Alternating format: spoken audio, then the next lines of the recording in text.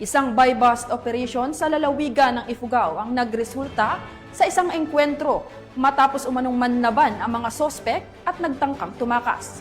Ang detalye ng report mula kay Police Master Sergeant J4 Junicio.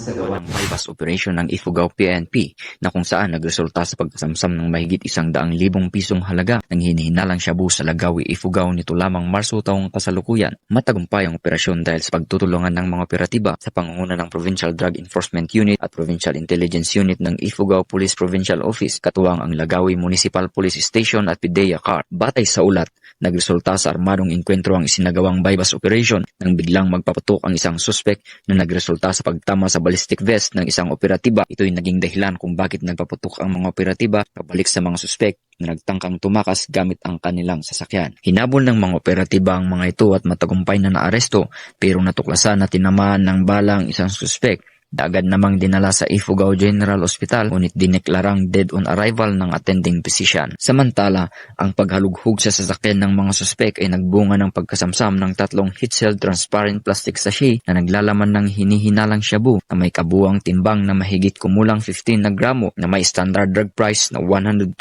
pesos, 4 na piraso ng bala, isang basyo ng caliber 22 na baril, isang granada at iba pang non-drug na ebidensya. Isinagawa ang pag-imbentaryo sa mga nakumpiskang ebidensya sa mismong lugar at sa presensya ng mga saksi na kinatawan ng lokal na pamahalaan ng nasabing lugar at ng Department of Justice. Ang narestong suspek at mga nakumpiskang ebidensya ay dinala sa tanggapan ng pulisya para sa kaukulang dokumentasyon at disposisyon. Ang matagumpay na operasyon ay patunay lamang na ang pambansang pulisya ay patuloy sa pagpapaigting ng kampanya kontra illegal na droga upang maging illegal drug-free ang ating bansa. Mula dito sa Police Regional Office Cordillera, ako ang inyong PNN Correspondent, Police Master Sergeant J4 Junicio. Alagad ng batas, taga-taguyod ng Balitang Pulis.